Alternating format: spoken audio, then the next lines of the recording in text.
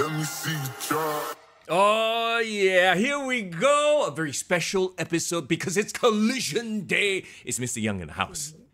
And it's Foreign in the building, bro. Pre-recorded, but we are just live right after AEW Collision, bro. Absolutely. We are fresh off a brand new era, perhaps, for AEW. And maybe, judging by the smile on my face and the smile on your face, maybe a fresh new direction for AEW. Can I just say one thing, bro? Only one person, right, can make me subscribe back to my Fight TV account, bro. Hey, let me guess. His song kind of goes. Wow, that was terrible tunage. Look in my eyes. I'll just say the words. What do you see? Yeah, he is the cult of personality, indeed, bro. Just to give some context, bro, I deleted my Fight TV membership, right? Right. And I've been a Fight TV follower, like a subscriber for like the entire AEW run from the moment 2019 first happened all the way until probably somewhere in like late last December. Okay. And I literally stopped, not because I'm a CM Punk fan and I was like protesting or whatnot. I tried to continue watching the product, but I just didn't feel it was worth me subscribing. And it's $12.99, bro. $12.99. I know. It's quite a fair. It wasn't worth it. Yeah, it was a fair chunk of change. And I did the same. I think I gave up on it earlier than you did because, reasons. But the same applies, right? And so, okay, the question is, though, did it live up? And I guess the bigger question moving forward is, will it continue to live up to, what we expect from CM Punk or from professional wrestling as a whole?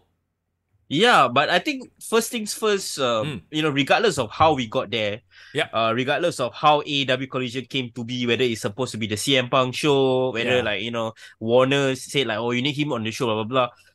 If we were to look at it objectively from today's episode, like I feel that this has the potential to be the best wrestling show going forward, like can compete SmackDown, bro. This is just my opinion, just based on what we saw today, bro. Yes, I mean, I tend to agree with you as well. I mean, there's a lot of good things that we're going to talk about. There's some not so great things, but you know what? Does this mean we are going to dive headfirst into it?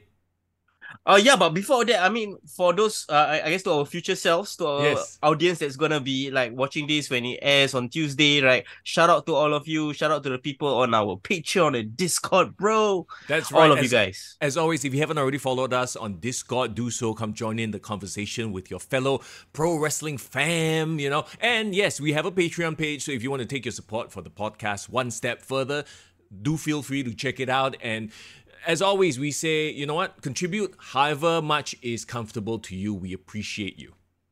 Yes, and as well as a thank you for our Patreon members, we want to reward you guys with something special. I think this time next week, Mr. Young, we want to give them an opportunity to win something, Mr. Young? Well, all we can say is that we've been having a lot of fun with our how about this as a tease, right? So we got that, right. Without coming out to say it, like those of you who know that June is the month where a certain game comes out, and we may or may not have some copies to give away right here on the podcast. Ooh, okay, so you guys better stay tuned. So that is for next episode. Yes. But if you are a Patreon member, of course, first dibs on you guys. So hey, absolutely, be a Patreon member. Here's the thing, right? So we're going to talk about AEW's Collision. Actually, I was about to say big hype going into it, but can we really say big hype going into it? The hype only came when CM Punk was announced. Let's be real. Yeah, I felt like when they first announced Collision and they had that first poster where it was like MJF and Orange Cassidy on the poster, we were like, is it going to be just another Dynamite? Come on, seriously? Do we really need another 2 hours of AEW, given how the record was this last couple of months? Yes. But of course, and to be honest, when Tony Khan came out and made his thing, it was kind of lukewarm, and it was going to be in Chicago, right? So, at least you know that if it's CM Punk in Chicago, it's going to be a huge, loud pop. And guess what? Surprise, surprise, it was. But before we get to the pop, how about the announced team? Woo! Okay, so that was like the first big W on my end, right? When I saw the stage came out, I really legitimately thought the stage was really dope. It looked like a pay-per-view, didn't it? It looked like a pay-per-view. It looked almost like a very retro Raw, but also a kind of like almost like a upgraded Ring of Honor. And I heard that they actually filmed Ring of Honor right before this airing of Collision. Oh, is it? I thought it was So after. As in, now that's how they package it. They go Ring of Honor after Collision. yeah, or if I'm not wrong, they because Ring of Honor is not live, so I believe they might have pre-recorded it, a bit of it before and after the show. So I do not know whether it's like reusing a bit of the template for Ring of Honor because got a bit of raid and stuff like that. Correct. But yeah, that was the first thing that caught my eye. I just thought that it was a solid production. Like really, Warner really pump some money, bro, for this production. That was the one thing. And the commentary, of course. Yes, of course. We kick off the show with Kevin Kelly and Nigel McGuinness. All right, Nigel McGuinness, I was like, okay, they hired him. I remember he was elite and then he kind of disappeared for a bit, right? It's like, hey, what happened to him? Huh? And then Kevin Kelly, though, okay. Did you hear any rumors about Kevin Kelly being the play-by-play guy?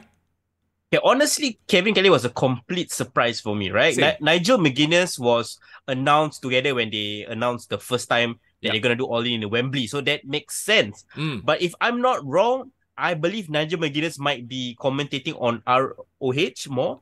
Oh. So maybe that's why we haven't seen him for a while. But then, bro, when Kevin Kelly came out, I was like, oh my God, the commentary this episode is gonna be lit because everybody respects Kevin Kelly. He is this generation's JR, in my opinion. Yeah. To be fair, poor Kevin Kelly, I don't know if it was first time jitters or he just had never called an Andrade El Idolo match, right? Did you notice? Did you notice he kept screwing up Andrade's name? Oh dear God, yeah. I think, right, bro, he's so used to calling Japanese guy's name, right? He forgot a Mexican name. Yeah, like, that's the problem, right? When you're so used to calling a certain type of name, right? That all of a sudden, like, regular names that you should be very familiar with, all of a sudden you blur. So he called him Andre, El Ilululu, don't know what he called him. I was like, what's going on? God, yeah. But we shan't be too hard on him because, like I said, it's his first time in a big major North American broadcast, right? In a while, not first time. First time in a while. Yes, I believe. And of course, if you're long-time fans, you know him as like the backstage interviewer from the Attitude Era. Bro. Hermie. I was about to say, you remember what The Rock used to call him? Poor guy, kena bullied by The Rock. Yeah. But I didn't know he had like a career resurgence because, of course, when I started following New Japan, I didn't know he was that Kevin Kelly. I just thought he was a good announcer. Yeah. No, he definitely made a name for himself outside of North American wrestling. So good to see him anyway. So much better to hear him. So let's start things off. And of course, look in my eyes. I mean, geez, man, that crowd, it's Chicago. It blew up for CM Punk, did it not? Yeah, I didn't know how the reaction is going to be like because this is technically the second time. Yep. And second time is not really a good time to make another impression. Yeah. So I was worried that the ovation would be a bit low and all that. But I think a couple of things that came out that felt fresh, right? Of course, when CM Punk came out, the shaved head. Yes. The boots and that like Jake the Snake freaking canvas bag. I was thinking, what the hell is going on? So the intrigue immediately caught me straight away beyond the ovation. I love that. And he never pulled out that title. He never showed anybody. He just leave it to our imagination. It's like, okay, you should know, right? So I'm glad that, him being, we've talked about it before. Like, I'm not that much of a fan as you are, but I can respect how smart and clever he is. Immediately, he talks about how he's been away because of a torn pec, right? He sets the stage, he explains it. So for someone who is a newcomer, who has been like, what has happened to CM Punk? Now we know. You realize, AEW has not once mentioned why CM Punk disappeared. They just say suspended 1 week and then that's it. Just let's not talk about him. Like, to me, it is amazing that CM Punk retains his heat, even though AEW has done no favors for him. Zero favors. Like, literally swept him under a rug. Like, oh, sorry, this one doesn't exist. Yeah. Can you imagine if you were CM Punk, how would you feel? Like, freaking like Triple H got U2 to play Beautiful Day, got cut package on. Cody Rhodes got freaking like, all these backstage vignettes, him coming back from surgery. Correct. Nobody freaking go follow CM Punk and film his comeback. I literally got one-time promo come out in Dynamite and then we're supposed to expect him to come back. So it's a testament to his star power, in my opinion, that he can come back, immediately feel like the biggest deal there straight away. Yeah. And I think it's a wake-up call, bro. And I don't know if your elite, people like Hangman Page, like the Bucks, they will wake up their idea and give him the props. But it's like, I'm just very afraid, right? It's going to be more of the same once we move on. Once things settle down from the hype of him returning, right? But okay, let's get to the promo. I mean, yeah, he does what he does best. He goes out there and he lays it out there. He doesn't make the whole inside jabs too much of the focus. There were some, which I love, by the way. What was it? The Warner executive or the head guy calls him One Bill Phil, in an industry full of counterfeit bucks. You gotta love it. Oh, when he said that, my mouth was like, ooh. Right. Bro, he got away with words. Like, I mean, if nothing else, like, you might love him, you might hate him, you might think he's like a whiny guy, but nobody can out-talk him on the mic, bro. Yeah. Literally, no one can out-talk him on the mic. No, and there's a difference, right? And this is what I respect about him, right? He can go out there and do that without making it the focus, without being all like childish about it. You know what I mean? Yeah. Some people use the kayfabe and like cutting promos and do insider thing a bit too over the top to the point that you lose the focus of the promo. Yep. I would dare say, remember, we went on air last week, but we missed out on the MJF and Adam Cole promo from about a week back, if you recall, right? I just felt like people were praising that promo, but I just felt like there was too much insider. Correct. That it didn't drive the story forward. Them talking about, him potentially being on steroids, him having a skinny frame, the Vince thing, stuff. Right? The Vince thing, the Keith Lee thing, this will resonate with us who every single day keep watching or listening to wrestling news. Yeah. But to the audience, wouldn't you feel a bit alienated? Like, how am I going to get into the product if I have no idea what the fuck they're talking about? This is one of the criticisms we've had of AEW for a very long time. These guys really do think that everyone who watches knows exactly what is going on, right? And they don't cater. See, what CM Punk does immediately, he explains to the masses, this is what has happened to me. I'm back for a reason. And he even, he quote unquote, he said, hey, Max, I'm the true champion without saying too much. And he's sort of like, staked his claim on the world title, immediately puts himself without making the whole promo about Maxwell, blah, blah, blah, blah, blah, because he knows MJF has his own feud to deal with right now. So I respect that. I think that it's a masterclass in how to promo versus any promo that Hangman Page or the Bucks have delivered. Correct. Because first of all, right, what's great about him setting context was he did explain that he never left. He was injured. So immediately he kind of get that initial, that was cleared up, right? Yeah. There wasn't him threatening to walk out of the company, blah, blah. And then secondly, what he did was he established his I don't give a fuck anymore attitude. Yeah. It can almost become a gimmick, correct, because people complain that he was like being a grumpy old man, I work with children, blah, blah, blah. But if he is smart enough to understand that this can garner heat from the audience in a kayfabe way, he would run with it, and he's doing exactly that. Do you like his new catchphrase? It seems like his new catchphrase. He said it multiple times. Stop me if I'm telling lies. Tell me when I'm telling lies. Something like that. Tell me, something like that, right? So that seems like his new catchphrase. They're probably going to sell shirts. Actually, so the Young Bucks apparently responded to his counterfeit bucks comment on Twitter, didn't they? They changed their Twitter handle. Link in bio thing. Yeah. Right? Like something about if this were 2018, there will be pro wrestling t-shirts with counterfeit buck shirts everywhere already. Yeah. Yeah, because that was like their thing. What every single time, like the WWE send them a cease and desist, then they will make a joke out of it. Yeah. So I do not know whether them acknowledging it is an indication that they are actually working us or like trying to this was kind of premeditated and it's supposed to allude to it. I don't know, but the point is, right, at least CM Punk never swept anything under the rug, because when the Bucks return, the Elite return, they immediately went on that 7-week, 8-week trios freaking feud. Like, correct, absolutely no context, never explain where they were and blah blah. So I feel like the Bucks really do not know how to cut promos. I'm thinking back. I've never had a good Young Bucks promo before, right? No, all their promos have been backstage skits. They do skits like YouTube skits. They are not on CM Punk's level. 100%. And I don't care how much of a fan you are. You have to admit, like, you know, it's like they are YouTubers versus a movie star. You know, there's a clear delineation. One's a movie star and the other one is a YouTube guy. Bro, you realize something very interesting about the promo, right? Yeah. He said, like, you know, everyone is asking me or demanding an apology from me, right? And I love how he basically just fucked them up by saying, like, hey, the only apology I want to apologize is I apologize to you for being softer than the stars or than the wrestlers that you support. Yeah. And like, you know, that was a shoot, in my opinion, on Hangman Page, right? Oh, yes. Do you realize he talked shit about Hangman, he talked shit about Bucks, but he never really talked shit about Kenny Omega? Because I think we've talked about it before. I don't think Kenny is the main problem here. You know, he's sort of, he's only an issue because he is best friends with them. But I really believe that if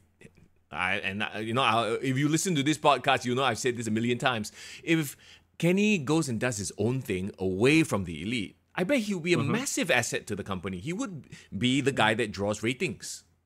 Yeah, okay. I know, like, you know, Jim Cornette biased. You know, he always make fun of Kenny Omega the way he wrestles. Sure. His video game, blah, blah, blah, shenanigans. But do you realize, actually, out of all the Elite, I feel he's the one that tries the hardest to kind of broker peace deals. Like, yeah. He seemed to be... And there was rumors that after the fight happened, right, he was actually the first among that group to kind of approach CM Punk and, like, to, like, hey, you know, I apologize, blah, blah, blah, make a mistake. Yeah. So I almost feel like CM Punk doesn't have any issues with Kenny Omega at all. If anything, I really think he's... Right. Yeah. If there were ever to be a resolution to this whole insider saga, right, it would probably be CM Punk versus Kenny Omega. More than anything, I think that is the only match that would happen. Correct. And I feel if Kenny works with Punk, right, Punk will actually help Kenny elevate his mystique. Yeah. Because, right, I do not know. I know we are jumping ahead slightly talking about the rest of the show, but don't you feel like the show highlighted a lot of the wrestlers that I feel CM Punk believes in? Yes, wants to spotlight. Yeah, it's quite obvious, and the ones that he highlighted seem to be the ones that moving ahead. We'll just jump into it before we get too far ahead of ourselves. Okay, so we have the big promo. You know, hey. It's CM Punk in Chicago, right? The energy was there. Actually, just one more thing. I really wonder, moving ahead, not being in his hometown, if he will get the same sort of reaction. Or is it going to be mixed? Is he going to be the next Cena, basically? Well, then again, or is he going to be the CM Punk? I think, right, his new gear, right, his new merchandise, I think gave away what is his plan, his trajectory for the months ahead. Okay. You realize his shirt design is reminiscent of Roddy Piper, right? Oh, I was thinking isn't that Larry, his dog? Yeah, he got his dog plastered at the front, but the red highlights and accents and the white shirt is Roddy, right? And I have a feeling, right, he's gonna take inspiration from Roddy going forward. Where, you know, Roddy, right? Yeah. He don't give a fuck. He was a heel. He was an asshole. Blah blah blah. But he's always spoke the truth. Yes. There was never like a Roddy Piper promo that you felt like, yeah, he talking cock lah, he talking bullshit. No, you always like, oh yeah, that fucker got a point. He's an asshole, but damn, he got a point. Okay. Yeah, so maybe that's why we are going. Yeah. That's a very great observation. So, there you go. That's your CM Punk. That won't be the last of CM Punk though. But let's move on to the actual first match of the brand new show, Collision. Luchasaurus, Wardlow. So okay. Is this the toilet break? Because god damn, man. This was unfortunate on many levels. First of all, Luchasaurus still very green. And even though they removed his green mask, he's still green. Wardlow, I mean, he had all the heat and then he cooled down significantly. Then you gave him the TNT title and then you take away the TNT title in a slow, plodding sort of a match. Yes, Christian Cage screwed Wardlow. I get it. This furthers their feud, but is the TNT title going to be that sort of hot potato title now? It's so funny because I think if you were CM Punk, you'll probably be like, wow, what happened to this fella? When I Yeah. was working together with him, I was making him into a big star. Yeah. Now this fucker down the drain. So I Yeah. think he's trying to rehabilitate Wardlow. Mm. The booking decision for this match a bit head scratching, to be honest. I don't know why they're Okay. giving the title to Luchasaurus. Do you think it is a case of just peel the bandage off? The mistakes have been made, just peel the bandage off and make Wardlow chase again. Rebuild, you know what I mean? Like, don't try to drag this out. Just take the bandage off. It might sting now, it sucks now, but we are building towards this story of Wardlow once again climbing the ranks. Yes, I also tend to agree with you. I believe that Collision is where we're going to see Wardlow get back his momentum. Yeah. And if there's anything nice to say about this match, I would say that I really enjoyed Christian Cage taking credit for winning the title. Fucking like raising the hair. Typical Captain Charisma, bro. Yeah. I definitely see a lot more legs as it relates to sort of this dynamic. We have Christian Cage who, you know, like you said, like he takes the credit. Will Lucha turn on Christian at some point, or will he always, like, we'll have to wait and see. And of course, the question that, you know, we asked last week and it permeates through this week as well. Like after watching this, right, I'm like, okay, who is booking this and will it be consistent? Because like we've mentioned before, right, the storyline will continue on Dynamite. This is not a brand exclusive thing. So will it be a case of the booking on Collision makes sense one day and then a few days later on Dynamite they do some bullshit booking with we have to assume Tony Khan has overall say on every single show, which is a problem. Yes, but maybe the ones that is like advising him on each show is different. Okay. Right, because we've heard stories like Ace Steel is going to be involved in the top storylines, booking wise on Collision, blah blah blah. But how would they book that though? So because you have the same wrestlers on different shows being booked differently, that wouldn't make any sense, right? Like maybe the Collision bookers have an idea of where their feud should go, but then on Dynamite is a different booker who will push them a different direction, and then wouldn't it lead to confusing storylines? So we need some clarity as like fans, right? To know how hard and fast is their roster split gonna be. Like, are they gonna be legitimately this guy only wrestles in Collision? Like, you're not gonna see CM Punk on Dynamite and all blah blah blah. Maybe that's the case. If Wardlow gonna be a Collision exclusive, then I feel okay. I feel safe. Right? You're right, exactly right. I hope they really do that, you know. And once in a while they trade, you know, fellas. Once in a while you do, like, you know, free agents also, that's fine, you know, we close one eye, you know. As long as we get decent continuity, because I would like to watch Collision and only Collision, so I don't have to watch Dynamite as well. That would be nice. Yeah, it would be. I mean, it's a great way to start my Sunday morning. But the funny thing is, right, when I was watching the whole match, and I kind of felt, I don't know about you, I kind of felt I was going to enjoy the episode regardless, because everything in terms of the booking decision and how they were presented felt like a big deal. Yeah, it felt like a breath of fresh air. Now, that being said, this is the first episode. We have to give it a bit of time, right? Like, let it breathe. Remember Rampage when it first came on? Oh, huge breath of fresh air, debut of CM Punk, blah blah blah blah, and then so yes. So I don't put it past AEW to drop the ball here. You never know what drama is going to happen in the next few weeks, which makes things actually very interesting, right? So, okay, you got Luchasaurus. He's now the TNT champion. We'll see where this goes. Let's move on to the next match. Andre Lilululu versus Buddy Matthews, i.e. the guy, for whatever reason, God. Kevin Kelly could not get a handle on his name. Hey, has Andrade... cannot call him. Has Andrade never wrestled in Japan, is it? I can't be so sure because I know he's very regular in the Mexican scene, but his faction, the LIJ, right, is technically his faction, and they are very active in Japan, so I don't know whether he has done it in his old persona.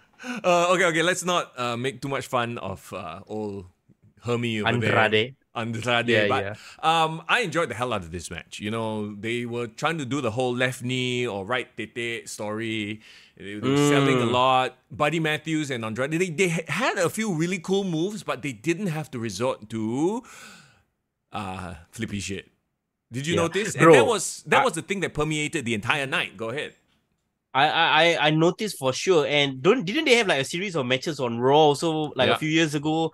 And also when the first thing that came out when I saw all of them coming onto the entrance, I was like, holy shit, both of them got jacked, or did they even get more jacked than they were previously or something? I think especially Andrade, bro. Yeah, they got more jacked. I mean, when you have time off, nothing better to do. You every day, go gym lah.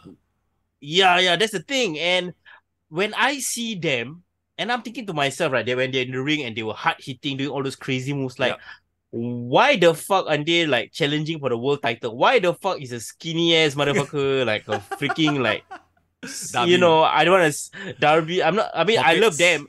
Yeah, I love all of them. I got nothing, no hate against them. But like when you look at Andrade, you look at Buddy Matthews, fuck, that is like I can see them wrestling Chris Benoit and Kurt Angle, right? Well, I mean, we all know the answer to that lah. They are not best friends, besties with the Elite. But obviously, CM Punk sees potential in them, and that's why they are here on Collision. Thank goodness. You realize one more thing. The true alphas the body, abang body, the fucking like they got their shit. They know their shit. Yeah. Do you realize they are not wasting time trying to politic because they are confident in themselves? Correct. They can absolutely just go off if they don't have AEW sort of like doing them right. They can go off and headline somewhere in Mexico. They absolutely know they can do it. Yeah. So I like this kind of men, like becoming the top guys. Okay, right. Yeah.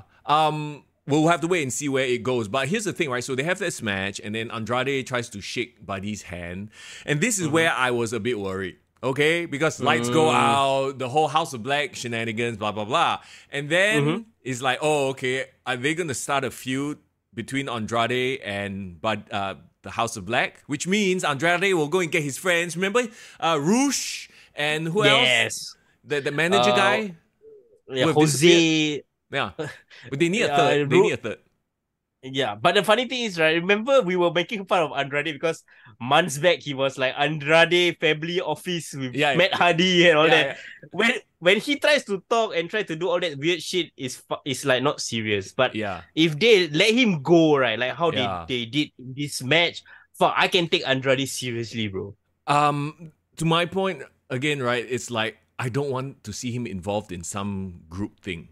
I just have him, but if they make this House of Black versus just Andrade, I think that would be great. That'll be fun. So he has to fight from above because he's obviously a face here, right? He's a baby face. Yep. So you have like sort of the group trying to bully him, and then he somehow fights back. I don't want this to be another. Oh, he go and get his Rouge. He go and get don't know who, and then it becomes another faction war. Like I want to see these two go at it 1-on-1, and I think Andrade versus Brody King, Andrade versus Malachi. Those will be awesome matches as well. It will be for sure. I think we used to talk about how WWE doesn't have enough factions. Yeah. And we also saw how he was awesome in NXT against Gargano 1-on-1.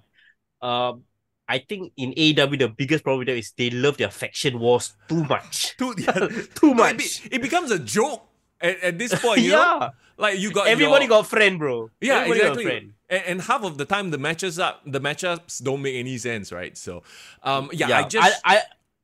like 1-on-1 with them. Even paying homage to their wives was damn dope. Their partners. You saw the finisher, right? And Andrade did like a figure 8 in homage to Charlotte Flair.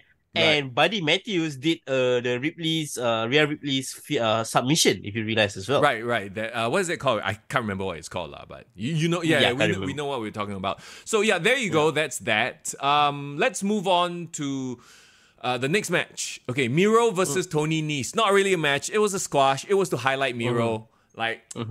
Okay, like it's fine. Like Miro is back, right? And his pop though. Like we have been waiting for Miro, have we not? Have we not for sure? Like when Miro came back with the size, I think he got even bigger than he was last time. So I think everybody just in the freaking their back caves and getting jacked, lah, bro. And I don't know about you, but maybe because Iron Sheik's passing was just so recent. When he put in that camel clutch, bro, I was like, ooh, I got goosebumps, bro. I'm like, okay, I want Miro to carry on Iron Sheik's legacy and just be this crazy ass motherfucker heel.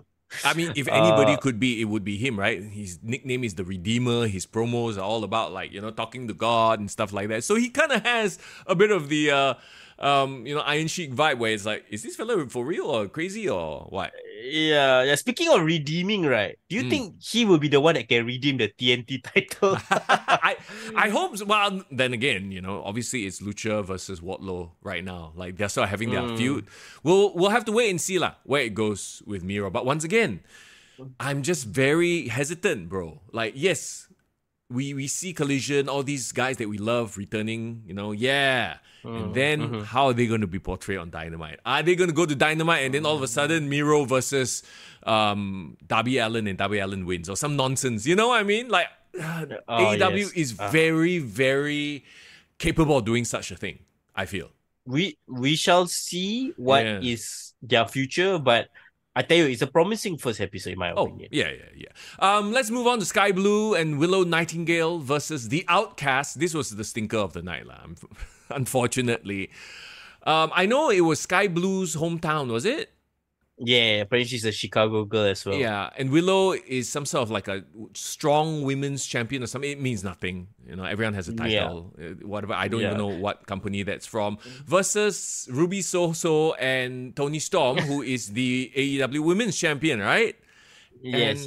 So, I don't know, man. I did not like this match. Willow Nightingale apparently is New Japan Strong Champion, so I didn't know she's been having a run in New Japan. Sure. So I guess good on her. The thing about Willow and Sky Blue, let's talk about the positives, right? They are homegrown talent, and I feel like in 10 years' time, they probably can be like huge stars given their so-called demographic. Sky Blue, definitely all the girls will look up to her. Willow got this very lovable, great babyface energy. So you can't help but want to support her. My concern for both of them is I think they are not ready for national television. 100%. They are greener than the Outcasts and their hair. Heck, at this point, the Outcast is so passé. I don't know about you, but when I see the Outcast, I'm like, lame. Bro, who got less shit? The Outcast or freaking what was the Damage Control on WWE side? Oh shit. Both equally have bad heat. Like, I don't know what's going on with those factions. Like, it's one of those cases where being in a faction doesn't help them. Like, the whole idea of a faction is to sort of, you have one figurehead to bring the other two up, right? In the case of Damage Control and of the Outcasts, the leader sort of hasn't really fulfilled that role of bringing the other two up. And so everybody fails. Everybody suffers for it. Yeah, like a positive example, I would say Judgment Day. Judgment Day, like everyone is over. Like even people complain about Finn not being over or not being a good leader, blah, blah, blah. But everyone respects him in the ring. So it's like almost like, okay, he makes it up by being an in-ring technician. But everyone else is over. Not the Outcast though. Like I really can't. Yeah, like, I think Saraya was the big problem. You had Saraya come in and then with all this like face, this fanfare because Paige is returned, and then you sort of flip her heel, and then it was just it's bad booking. It's just bad booking all around. So when you get the big upset, right? It's not like they've been sort of going back and forth, have they? I remember seeing Sky Blue versus one of the members of the Outcast, stuff like that. So it's not something out of the blue, but at the same time, though, like you said, they are not ready. So, like, this didn't feel like a 1-2-3 kid pinning Reza Ramon situation. It just felt like, okay, like that, Unfortunately, I feel like Cora Jade can do Sky Blue better than Sky Blue right now. Yes. And maybe that's where the level that it should be in. I think Sky Blue would be perfect in NXT, in my opinion, right? ROH, they need a little bit more cooking. Let's get to our main event then. So I know you were eagerly anticipating this, and come on, at the end of the day, you know this couldn't have been a bad match. It's just where do we go from here, right? So we had FTR and CM Punk versus Bullet Club Gold and Samoa Joe. And I honestly, like, with Bullet Club Gold, we've talked about it before. They came in like, ooh, fanfare, and then absolutely nothing, right? Like, can you see, if they start working with CM Punk, can you see them sort of being a force to be reckoned with? Oh yeah, for sure. Like, because I feel like Juice Robinson can get over because he's a crazy character, right? Right. Like he got that, as Jim Cornette would like to say, right? He's got the face of somebody who picks a fight in 2 a.m. at a Waffle House. You know? Yeah. He got that kind of face. So he's got that going, which is great in and bro, wrestling context. The funny thing is, right, I feel like he's a better promo than oh my god, I forgot his name. Jay White. Jay White, yeah, I feel like he's a better promo than Jay White. Okay, the Jay White issue is, I think Jay White issue is similar as the Kenny Omega issue. Mm. Jay White felt special in New Japan because he's the only guy that kind of looks like him, kind of have his vibe. You know, he can be that gaijin guy, right? Yeah. But he's not the gaijin anymore. He's just another Caucasian guy in a bunch of Caucasians. So he kind of had to stand out a bit more than just being the switchblade. So I feel like he definitely need to work on how he presents himself in North America. Right? Yes.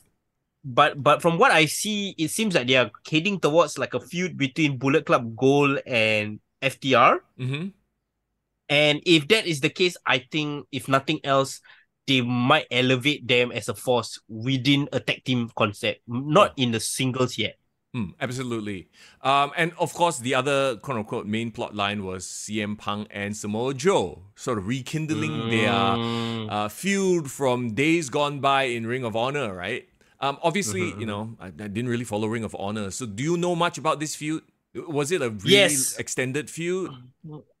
Okay, so they had this trilogy of matches in 2005. It was voted Feud of the Year. So this was when Ring of Honor was literally 3 years old. Yeah. Their feud was so well known that it kind of it was like literally the best rated feud beyond anything that WWE put out that year, even better than TNA, what TNA put out that year. Right. And it's crazy because it's Ring of Honor and they didn't have distribution, right? So it was like almost like this cult classic. I only watched this trilogy like 2 years ago during the pandemic. Right. Because I was thinking like, okay, CM Punk content. What was so good about him at that point in time, right? Trying to dive into the past. So apparently in that feud, right, CM Punk kind of like got owned like by Samoa Joe the entire time. So he was literally like Brock Lesnar and Roman Reigns kind of thing, right? Yeah. Where essentially CM Punk never beat Samoa Joe like clean until the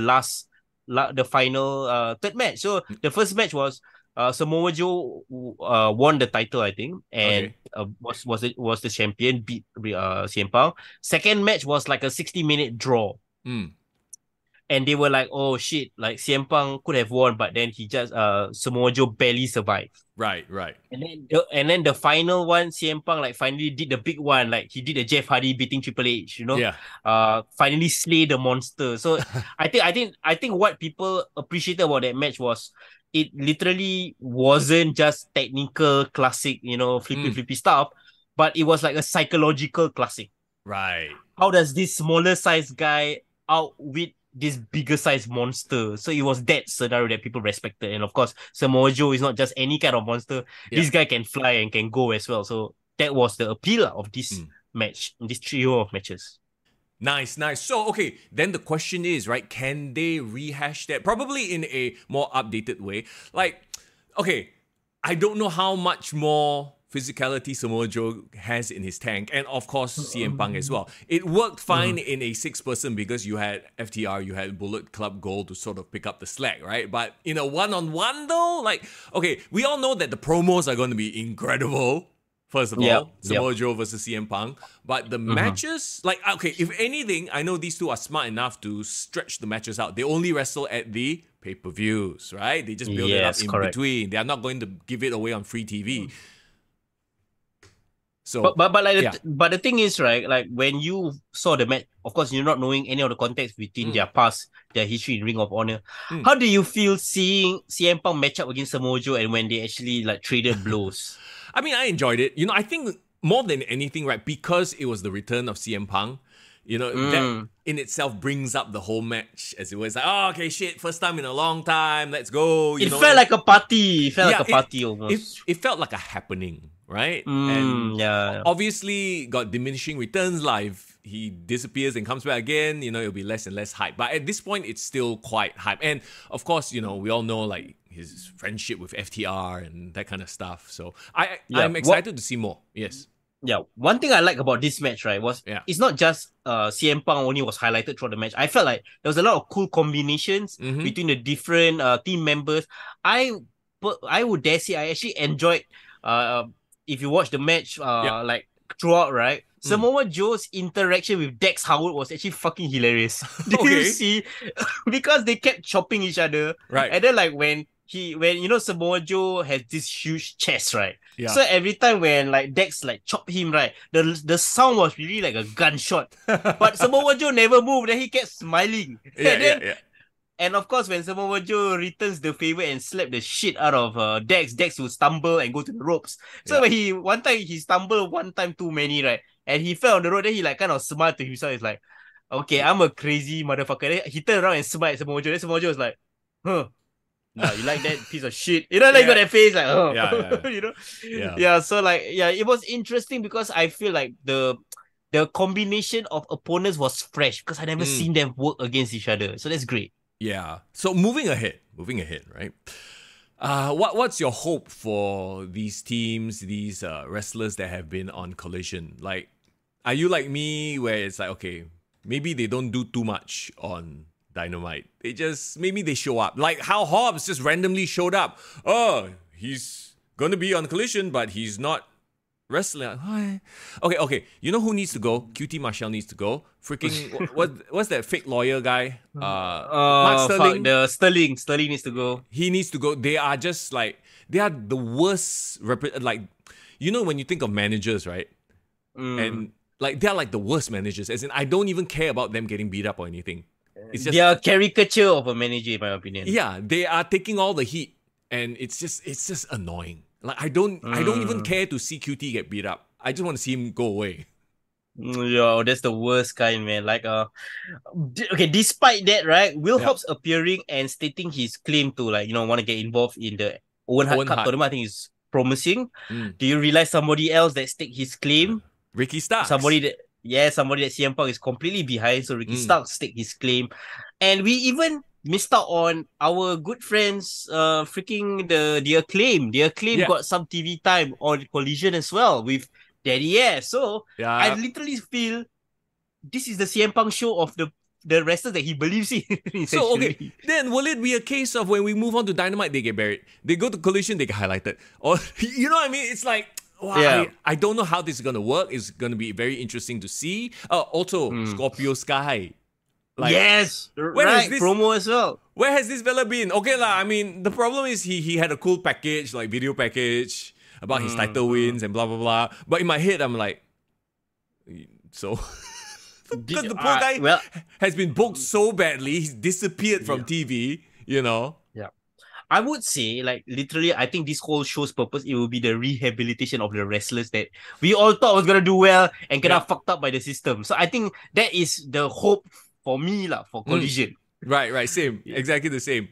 Yeah, I think it would be damn funny, actually. And I wouldn't put it past the Elite, right? Really, every time you highlight one guy, you bury him on Dynamite. Highlight Collision, bury on Dynamite.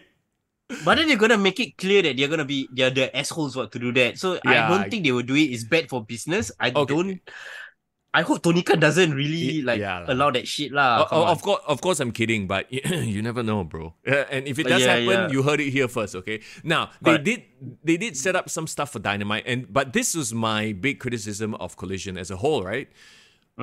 What's coming up next week on Collision? Ooh, they highlighted some matches though, right? Did they? I feel like, did I miss them? Because I don't know if they highlighted any matches for next week on Collision. They talk about what happened on Dynamite only. Yeah, they set up Dynamite matches, but I don't think they set up too much for Collision matches. And that's the problem because like Collision is not selling.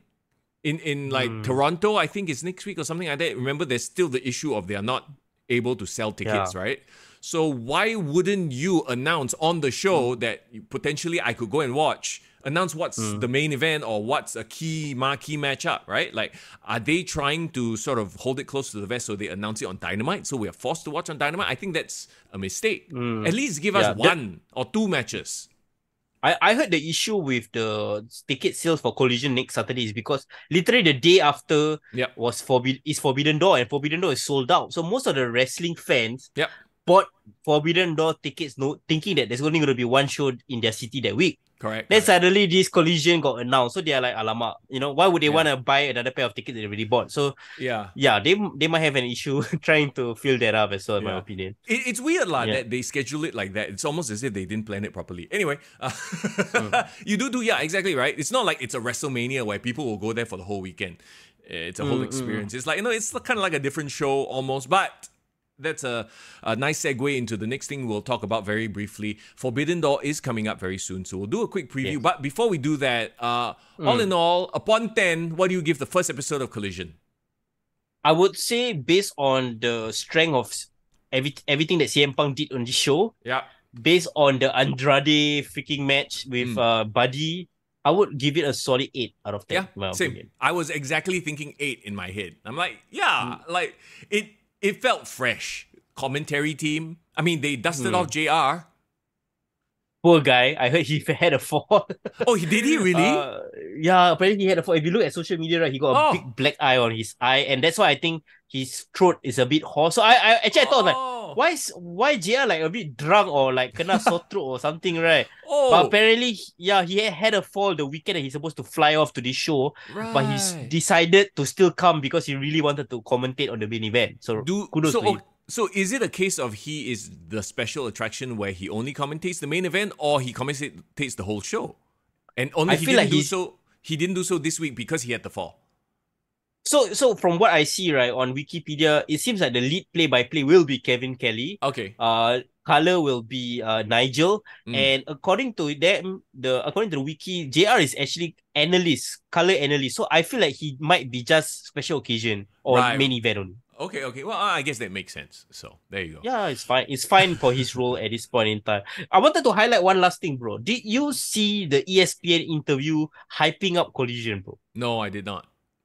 Okay, so the funny thing is because I do not know whether this is the elite drama trying to stir shit up or what, but CM Punk did an interview that was approved by AEW about ESPN. Yeah. And then in the article, right, he did upfront like talk about how he thought that, Adam Page was literally trying to shoot on him in the ring during their title match. Yes. Right? I think you might have seen some of the comments, and that's why he felt like he had to protect himself. Yeah, I saw the headlines, but I didn't read into it too much. Yeah, so apparently that led to some speculation on the dirt sheets that people were very angry that, CM Punk was doing something that might jeopardize the Collision pay-per-view or the Collision first show. So I do not know, like, the ones that reported that they are worried that, people are unhappy with the comments, it's all the insider, like the Dave Meltzer and all that. Do you see a pattern there? Yes, and you know who they're best friends with? The Bucks. So it's the Bucks that are leaking, and we all know that they've been doing it since, day one, right? It's quite transparent. Yeah, and it's almost as if there was this report saying that AEW management is a bit worried because, like, Hangman Page is in the middle of negotiations for a new contract. So they scared, like, the comments by CM Punk might, like, affect the re-signing. And I'm thinking to myself, right, like, this could either be, like, them being super petty, or this could be the biggest work in the world. I really hope like they literally can set their egos aside and really make this the biggest work. I'm so glad to eat my words if this is a work. But as of now, I just feel like literally what CM Punk said, this is grown-up work, man. This is for grown-ups. Don't be this petty, bro. I'm working with children, right? Is his famous quote from that press con. So, I mean, I'm in the same boat as you, bro. Like, I would love to be, proven wrong. Oh, this was a work all along. Ha, ha, ha. We got you. That would be the best work of all time. But realistically, we all know what's up. Huh? You and I, we know what's up. I still think the biggest money match that they can draw to literally sell out, the stadium there is the 6-man, FTR, CM Punk, the Elite. Literally that will sell it out based on just all this drama alone. But they don't even need to announce the match. They already kind of sold it out. Right? Is it sold out, or is it like, they sold a lot of tickets? I believe they sold a lot of tickets, but it's not sold out, right? Yes. They sold a lot. They are 65 to 70,000, but the capacity is 90,000. Yeah, I don't think that it's going to be a worry because they're still relying on the brand name. It's an event. There's still no main event, and they managed to sell that. I think they're fine. The problem is I don't think it will ever happen. Not in... Do you do you think CM Punk will eventually stand face to face in the ring with the Elite this year, or it won't happen at all? I don't think it will happen because I don't feel like he thinks that they are safe to work with. And at the end of the day, though, I don't care how much money is at stake, right? If you don't feel like you can work with somebody and they are there to protect you in a sport where you are supposed to be protecting each other, then I think he's smart. I think he's smart enough to know that, okay, I should not work with them. You know, and I wouldn't blame him if they were like, oh yeah, come, let's do Elite versus FTR CM or CM FTR, whatever they call themselves. As a, like, I don't think so. What will be your dips be then on CM Punk's first major feud? I'm not expect. I mean, it's obvious what they kind of set it up. Samoa Joe, and it's the person he's worked with. He knows that he's safe, knows that he can deliver on every level possible. Makes sense, right? I hope moving beyond Joe, he's gonna revisit MJF again, and he might really challenge the title again. I think he has to. I think he has to for MJF's sake, because at this point MJF is suffering. He is struggling, and not because he's bad. No, but let's not forget he's still very young. You know, he needs a solid fella to go up against to build his own legacy. And right now, Adam Cole is not the guy. We love the guy, you know, he's a nice guy, everything, but Adam Cole is not the guy, you know? You know what it is, bro? Remember when Triple H first became the WWE champion, like 99, 2000? Yeah. But the fans still think he was like, nah, he doesn't deserve to be in this spot. So until Cactus, right? Who? Yes. So is CM Punk the cactus in this equation where once MJF finally definitively beats CM Punk, then he gets. He's a made man. He's a made man. Yeah. I think so. I think so too. Well, I think CM Punk has that in his mind, because going back to what CM Punk said in his promo, like it was just a throwaway, but he still addressed Max. He still addressed him. He's like, don't forget, we still have a thing, So you don't. So as a viewer, you're like, oh shit, yeah, but not for now. And I think that's great. I think that CM Punk is the sort of guy that sees that this guy is obviously going to be the future of the business. Max. Yeah. We gotta trust him, man. But yeah, so segueing Forbidden Door, let's talk about the match card, man. Okay, I'm gonna have to lean on you heavily on this one because I don't really pay attention to the New Japan stuff, and honestly, once again, this is the same thing that has happened in the previous Forbidden Door. I'm like, oh yeah, all these matches, I don't know who these guys are, so like, I will watch it, but only because I have to watch it, right? So okay, you got MJF versus Tanahashi. How did this come about? Okay, so actually this is quite a funny thing. So apparently, you know how MJF has this funny gimmick about him that he hates New Japan. He doesn't watch New Japan at all. He's like fucking anti New Japan, right? So this is, so I think it was put to him by, like, after the press scrum on Double or Nothing. They were like, oh, going into Forbidden Door, since you're the world champion, are you gonna defend your title in a high profile match against a top star from New Japan? And he's like, fuck no, hell no. I'm gonna take a holiday. It was that funny, right? So, but then somebody brought up the point that last year, it was Tanahashi versus John Moxley, right, for the title, right?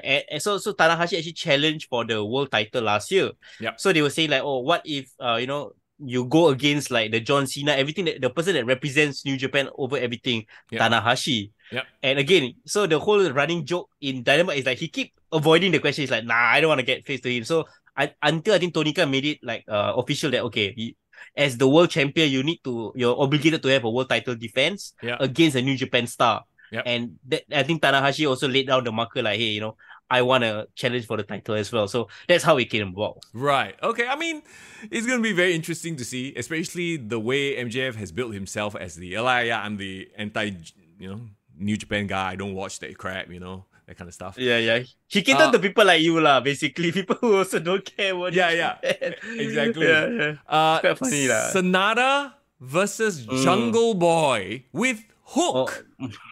Why is Hook hanging around with Jungle Boy now? Okay, so they reformed their Jungle Hook like boy toy tag team. I think right after Jungle Boy lost at Double or Nothing. So I think they immediately went back into that tag team. Don't ask me how they started it. They just went back into it. Wait, hold on. I just remembered one thing. Sorry to cut you off there, but I wanted to go back to the MJF stuff, right? Like we talked about how MJF has moved on to his feud with Adam Cole. Do you remember at the end of the last pay-per-view where he screwed Darby Allin? Why aren't they revisiting that?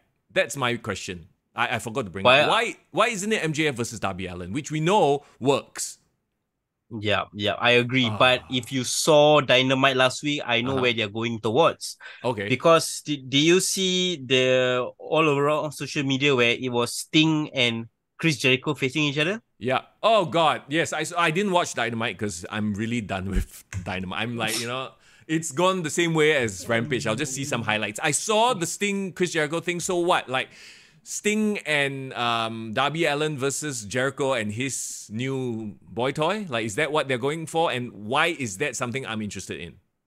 Okay, so just to get you up to speed lah. So basically, since Sammy Guevara announced that he's gonna have a child, apparently he turned back babyface lah. Because having a child is the ultimate babyface move lah. Yeah, so he came back. I think he was in the middle of the ring. He was saying like, I might have failed in my challenge for the world title, but I'm gonna build myself back up, and now I got a reason to fight even harder because I got this kid. Blah blah blah. And then that's when Darby Allin came out, and Darby Allin actually had a face-to-face promo with Sammy saying like, hey, I might not like you, but I respect you after what you did in during the Double or Nothing Fatal 4-Way match, right? Yeah. And he said like, and please, for the love of God, like, you need to get rid of Chris Jericho because Chris Jericho is holding you back. So WWE trying to talk some sense to Sammy Guevara, right? So inevitably that brings out our dear Chris Jericho, where Chris Jericho say, no, he's not a boy toy. He follows me because I'm the best, blah, blah, blah. And then I think he said, with all due respect, Darby Allin, get out of my face. I want to talk to Sammy one-on-one. So that's when they were planting a seed of an eventual Sammy Guevara versus Chris Jericho feud. So it's supposed to lead up towards that. Bro, didn't they already do this with the other guy? Remember, what's that guy? JS? Daniel Garcia. Yeah, didn't they already do some bullshit like that with him? Now they're doing this whole like...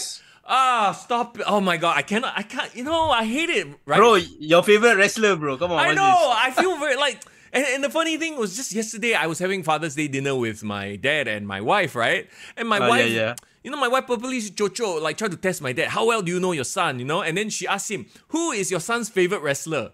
And then when my dad said... when my dad said Chris Jericho, because he was the one who introduced me to wrestling, right? Oh, and he knows that, he knows that Chris Jericho is from Winnipeg. I like Chris Jericho, blah, blah, blah. He was like, Chris Jericho, I'm like, I legit felt embarrassed when he said that. I was like, oh, shit.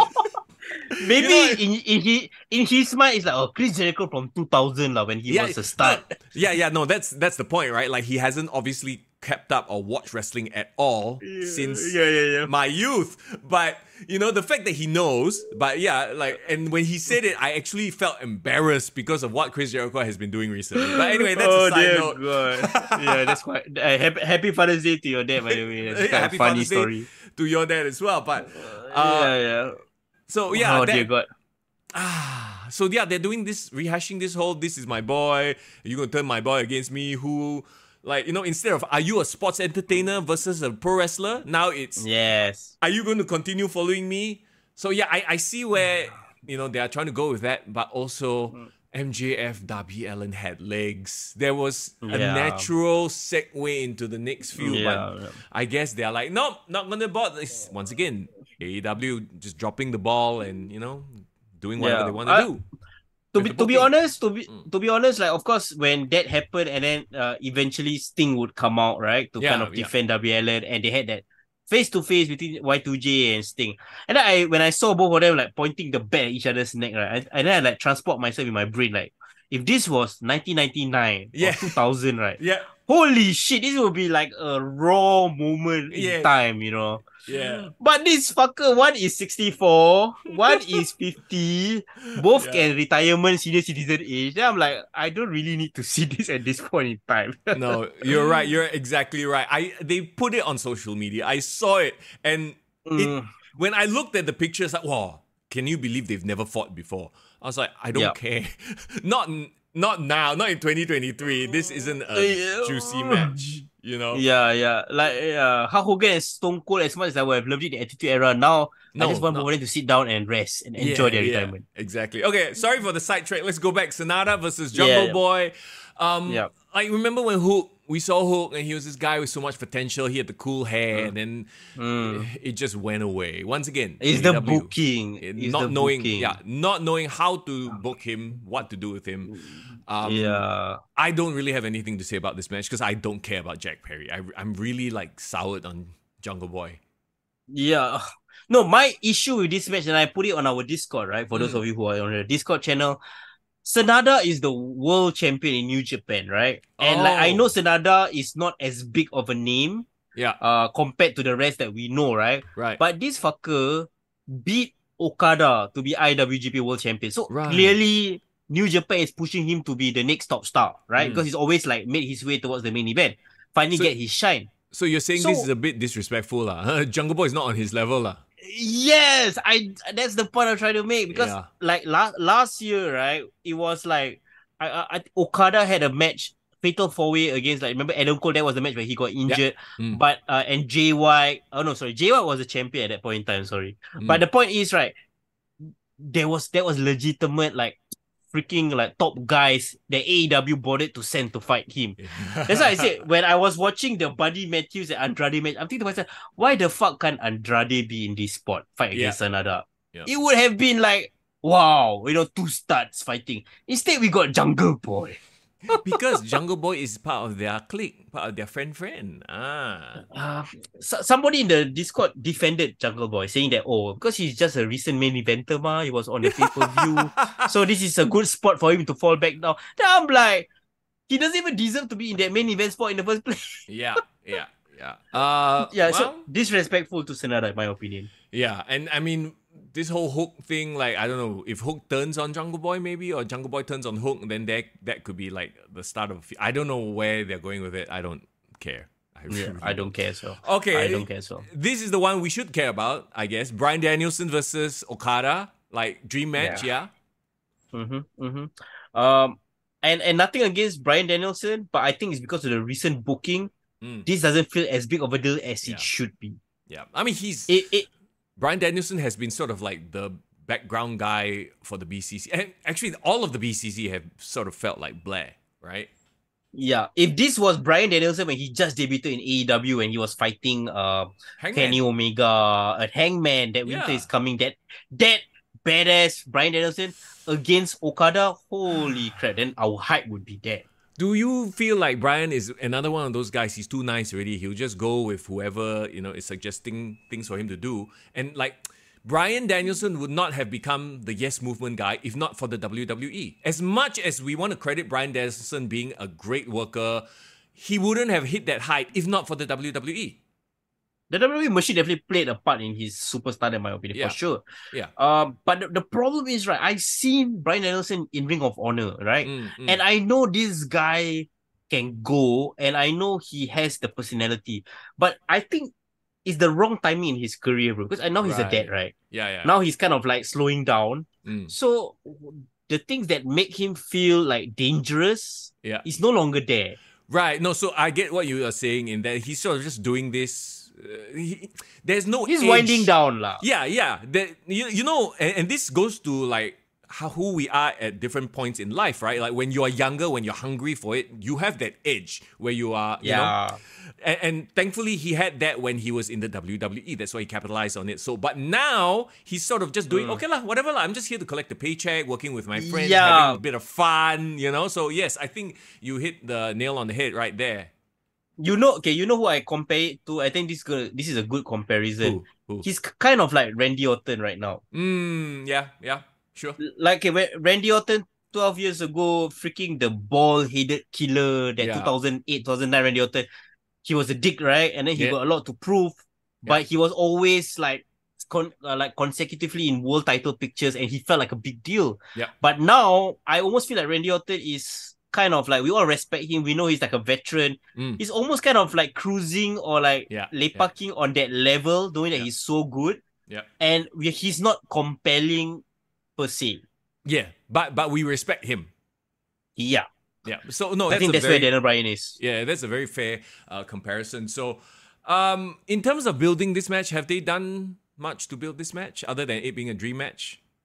They've done promos on Dynamite, and they've of course Okada has had his own promo. Actually, there was a good promo that Brian cut where he was like training in the desert or something like that. And then he had this very cool line where he's saying that, when you step in the ring with me, you're in the desert, so you can't make it rain anymore, because I'm gonna like dry it out. So I like that. Yeah, because Okada is the rainmaker, right? And yeah, I get it. Pun, play on words. Cool. Yeah, it's fine. But again, because they are based in Japan, like unless he fucking 1 week early come to Dynamite and do a in-ring segment, we won't care. That's the problem. Yeah. Kenny Omega versus Will Ospreay for the IWGP US Heavyweight Championship. Okay, Kenny Omega versus Will Ospreay, if you remembered, that was the main event of Wrestle Kingdom this year, one of the main events. And that was actually a solid match. That was actually one of the matches that I actually remembered and enjoyed from that event. And of course, Kenny Omega felt like a bigger deal in New Japan, the presentation and all that, right? But right now, I feel like it's more of Will Ospreay has a point to prove, has a chip on the shoulder that he needs to prove now that he's on Dynamite, in AEW instead. So I feel that this actually can even be better than the first match. Okay. Because of the fact that Will Ospreay has a lot to prove. And he really has made it clear he wants to be in a prominent position during the All-In show in Wembley Stadium. Because, bro, that is his hometown, right? Background, right? Right. Yeah. So he's definitely trying to create an impression, both kayfabe and in real life, in this Forbidden Door, so that he can have a good spot in at All-In. So regardless of what we think about both of them, whether this hype has no hype or not, right? I feel this is an important match that hopefully delivers in the ring at least. Will Ospreay technically is not all elite, right? He's a New Japan guy who's just visiting. Correct. Okay. Yeah. Right. Yeah. And Kenny Omega seems to do better when it's a New Japan related storyline. Yeah. So I do feel intrigued by this match because he is still trying to push this match while still having his issues with the BCC, BBC, yeah. BBC. Okay, so the real question is then, is this something that's worth $40 to you? Because ultimately, right, they're trying to sell pay-per-views. Would you pay $40? I will be upfront. I'll say no because I don't follow New Japan. So a lot of these quote-unquote dream matches don't mean anything to me, right? In terms of a $40 value. What about you? I would only pay $40, watch it live, if and only if for some reason Kenta appears and challenges CM Punk. Right. Battle of the GTS, bro. Yeah, fight for the right to use GTS, is it? Yeah, because the fucker has been talking so much shit on social media saying like, you are back, but you are avoiding me, you sucker. He really talking shit to freaking CM Punk. So I don't know. I hope that happens. Then I might consider because they are lacking a few more big time matches for us to get interested in. Well, I mean, so far there are only 4 matches to talk about, which is surprising considering it's coming up very soon, right? So you have Dynamite to announce it, and that's it. You know what's gonna happen, bros. Freaking Tonika's gonna be like, Excalibur's gonna be like, oh, this Friday Sunday at Forbidden Door, we're gonna have 2 matches, He's gonna vomit out the entire match card, bro. Yeah, for no reason. Right. Just all of a sudden, all come out. Oh, okay. Okay, so that kind of wraps things out for AEW. We got Collision, we got Forbidden Door out of the way. We'll be back, of course, very soon to talk about those events. And like we talked about at the start of the show, a potential... something for you, the listeners to pick up. Indeed. Especially if you're a big fan of AEW. And I can't wait, by the way. I hope you guys stay tuned to the next episode as well. And since we are wrapping up on the AEW thing, I think we should mention one big thing that happened in the WWE universe this past week as well. Yes, let's do that very quickly. So finally, the Civil War, the Bloodline Civil War is underway. Finally... Was it Jay or Jimmy who turned? I always get the two mixed up.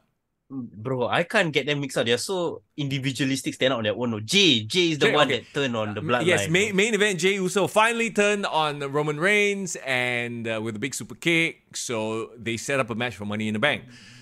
Reigns and Solo Sikoa versus the Usos. The pop for that super kick was massive, by the way. It was. I was curious, bro, because it feel like such a random episode of SmackDown to do the dissolution. I wonder whether it was WWE counter programming against CM Punk and Collision. What do you think? You think so? Like to make a big happening right before the CM Punk pop, to sort of get people talking lah. I felt it had more legs to kind of lead to that moment because Mm. it was only just last week where, remember, main event Jay challenged for the US title, and like Paul Heyman was doing some mind game saying that he's gonna be the next tribal chief. Yep. Maybe. Yeah, I think so. But here's the thing, right? Like you obviously had that set up for Money in the Bank, and Money in the Bank is only 1 week, so it was either last week or next week. So since you want to take away attention from CM Punk, might as well do it this week. It was gonna happen either this past week or next week anyway. So 1 week difference, I don't think it's a big deal lah. Yeah, and it's almost funny because I think that, okay, if you're gonna do the Bloodline Dissolution Civil War in Money in the Bank, which is of course a fairly big pay-per-view, is gonna be in London as well. Yeah. If you pull the trigger on that early, then SummerSlam, how? What's gonna happen on SummerSlam? I mean, look, I've said it before, bro, and I don't want to go against you. You're my bro and everything, but Jane Uso is not gonna main event SummerSlam. Come on, let's be real, bro. Let's be real. That's not gonna happen. Okay. I hope I eat my words in a few months, but it's not, bro. Okay, say for a very weird. Okay, just say just booking early, right? Civil War happened.